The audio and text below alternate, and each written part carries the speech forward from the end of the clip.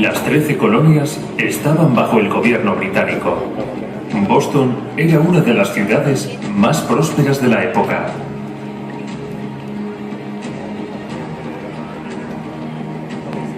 Pero el pueblo estaba empobrecido, cansado de la imposición de leyes y tasas sin darles voz en el Parlamento. Los ciudadanos respondieron, se reunieron. Los radicales antibritánicos formaron la Sociedad Secreta Hijos de la Libertad y en un acto de rebelión los patriotas se enfrentaron al imperio. 60 hijos de la libertad se disfrazaron de indios Mohawk y se dirigieron al muelle donde estaba el Dartmouth, un barco de la Compañía Británica de las Indias Orientales, cargado hasta arriba de té, traído de China. Rápida y eficientemente, armados con hachas y cuchillos, amedrentaron a los marineros y subieron las cajas de té de la bodega a la cubierta. Las abrieron y arrojaron el té por la borda. Al amanecer, 45 toneladas de té de un valor estimado de 10.000 libras fueron vertidas a las aguas del puerto. El té flotó en las orillas alrededor de Boston durante semanas. Fue el motín del té de Boston. Una auténtica bofetada para el imperio.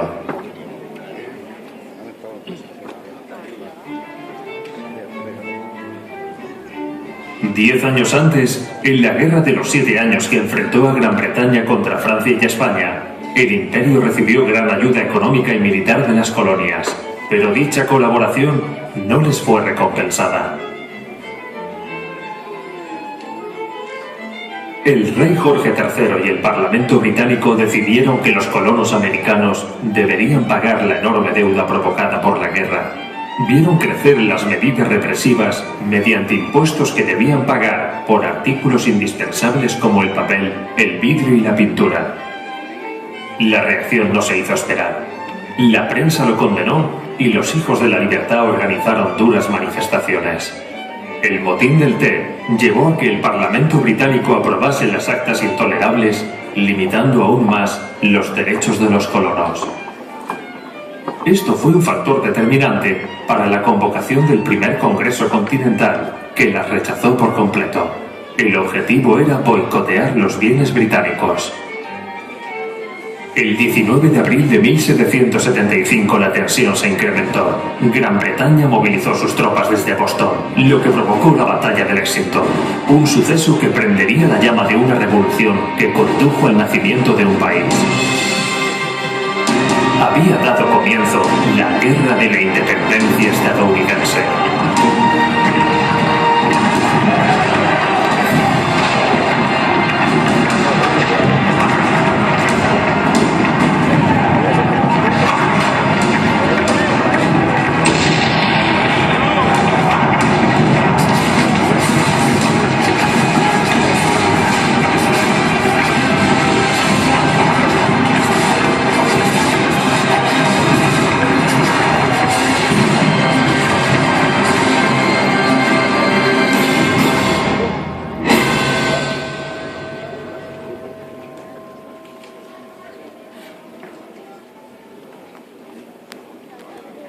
Mientras tanto, en un puerto de las 13 colonias,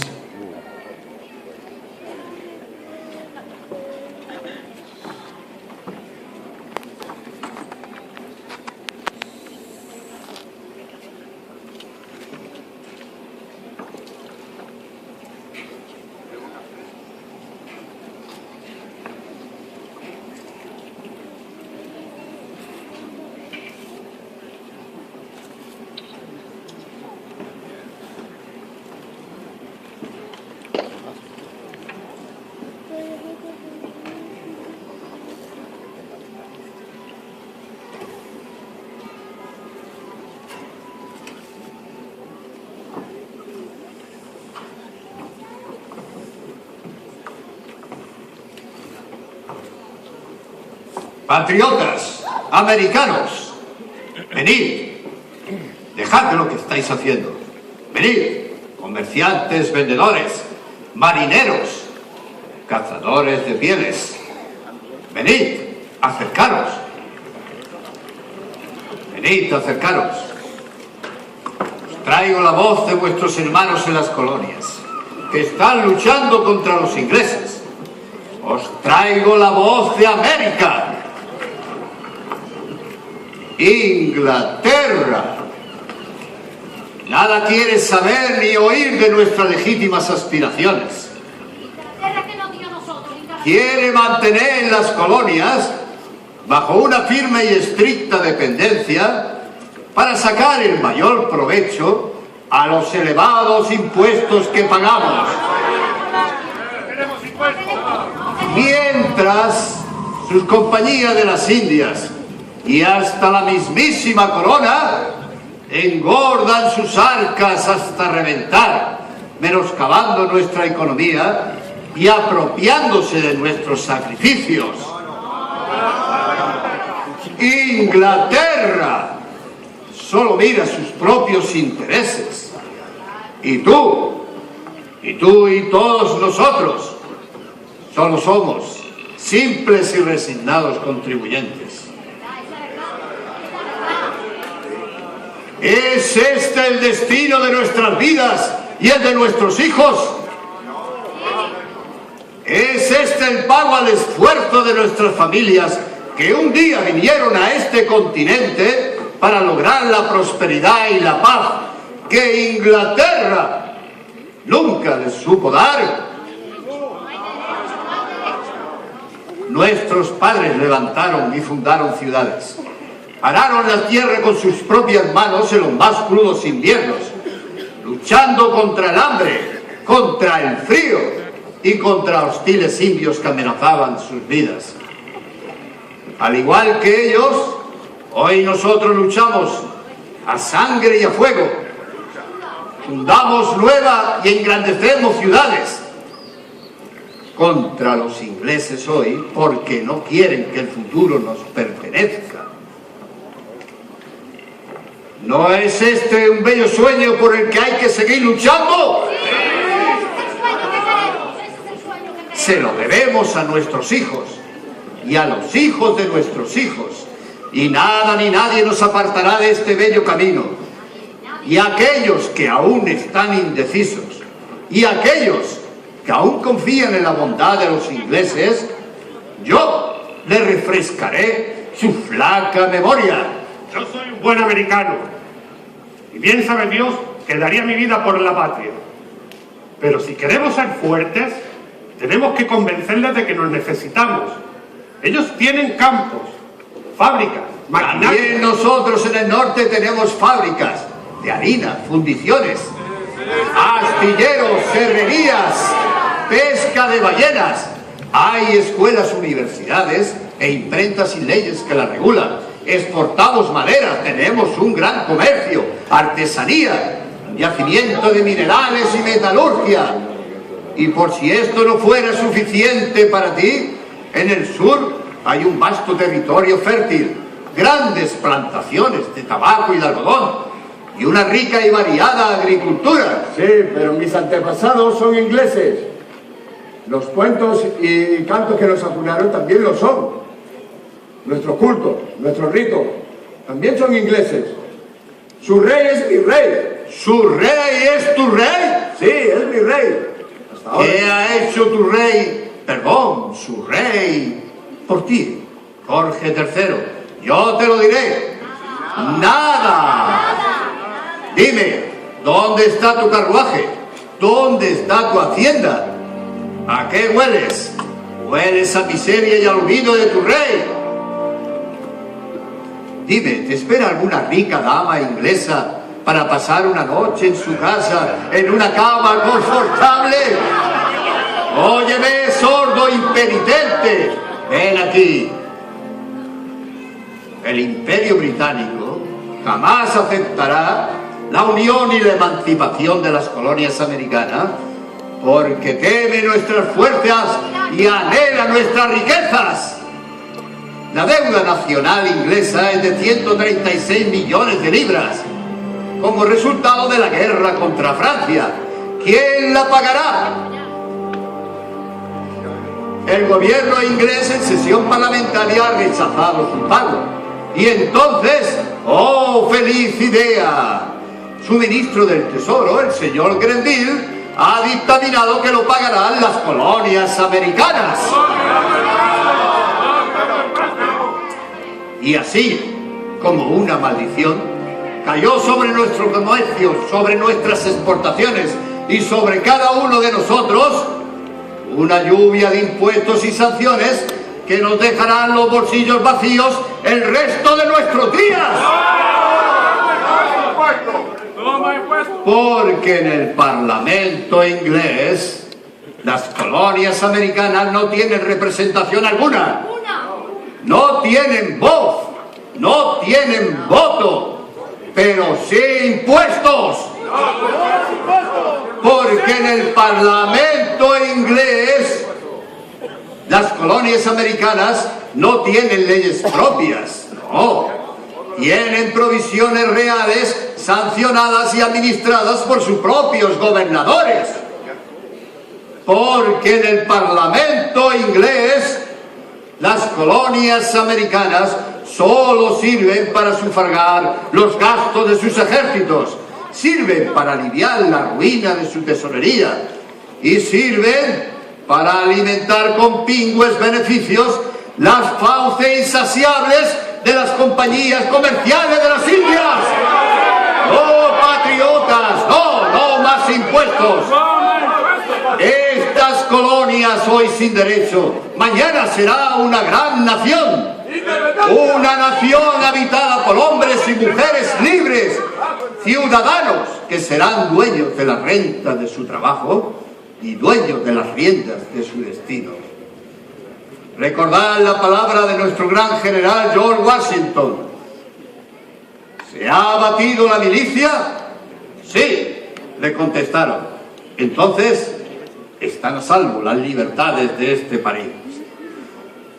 Patriotas americanos, la nación necesita de sus hijos, os necesita a vosotros, hijos de la libertad.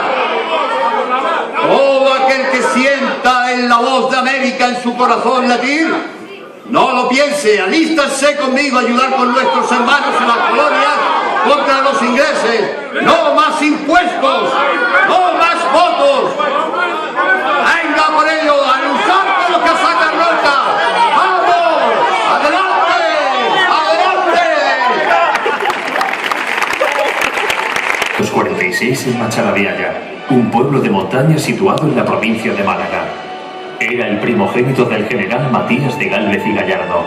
Muy pronto sintió la vocación familiar. Estudió la carrera militar en la Academia de Ávila y con tan solo 16 años participó en la Guerra de Portugal, que era aliado de Gran Bretaña, consiguiendo el grado de teniente. Llegó al norte de Nueva España en 1762 como capitán del Ejército Real y llevó a cabo una campaña contra los apaches, comandando a los duros dragones de cuera, curtidos jinetes de frontera, preparados para enfrentarse a los apaches cuerpo a cuerpo si era necesario. Recibió múltiples heridas, algunas muy serias, lo que no impidió que en 1770, con 24 años, fuera ascendido a comandante de armas de Nueva Vizcaya y Sonora, actualmente Nuevo México. En 1772, en compañía de su tío José de Gálvez, vuelve a la península ibérica y es destinado a Pau en Francia, con el regimiento de Cantabria, donde aprende a hablar francés, que le sería muy útil después, en la Luisiana. Destinado a Sevilla en 1775, participa en la desastrosa expedición contra Argel, capitaneada por Alejandro Reilly, donde durante la conquista del fuerte que defendía la ciudad, es gravemente herido de nuevo. Ese mismo año, consigue el ascenso a teniente coronel y llega a ser profesor en la Academia de Ávila. En 1776 como coronel del Regimiento Fijo de la Luisiana y posteriormente se le concede el cargo de gobernador. Es así como el 1 de enero de 1777 Bernardo de Gálvez desembarca en Nueva Orleans.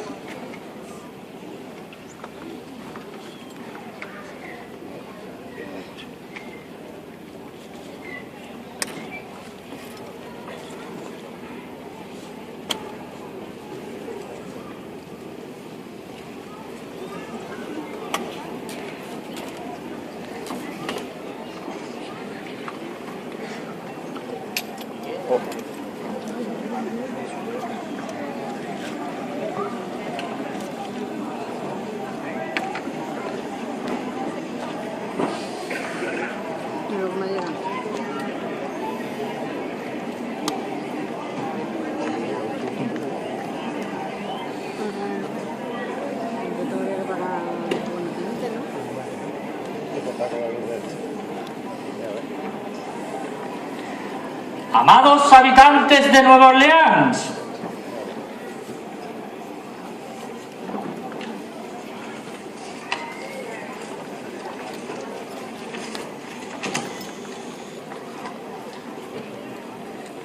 por la Real Orden de 19 de septiembre de 1776 y siendo coronel del regimiento fijo de la Luisiana con guarnición en Nueva Orleans, he sido nombrado gobernador interino de la Luisiana, relevando al anterior gobernador, don Luis de Zuaga.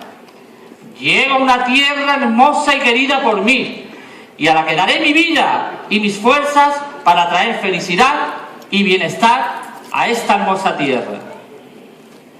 Gobernaré un amplísimo territorio, desde los grandes lagos a las estribaciones de las rocosas, y como eje el curso del río Mississippi. Tengo instrucciones claras de defender este territorio de la amenaza británica, fortaleciendo nuestras defensas fronterizas.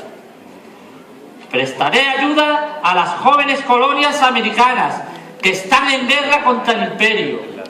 Mi gran amigo, el irlandés Oliver Pollock, será mi enlace con las colonias rebeldes que luchan por su independencia. He recibido órdenes del ministro de Indias, don José de Gálvez, para asegurar la desembocadura y la navegación por el río Mississippi. Aquí, en Nueva Orleans, modernizaremos la ciudad. Se levantarán casas y edificios de piedra y ladrillo. Fundaremos ciudades con población española para lograr la convivencia entre todos, españoles, franceses y nativos americanos que amen esta hermosa tierra.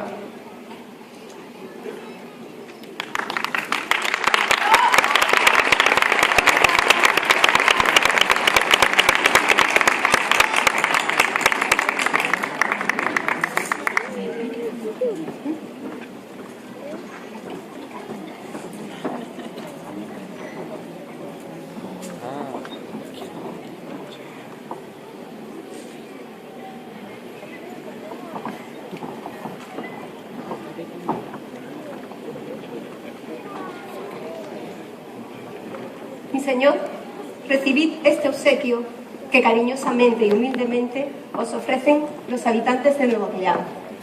Os recibimos con los brazos abiertos y esperamos que tenga un gobierno lleno de paz y buena gobernanza. Este baile que ofrecemos es en su honor.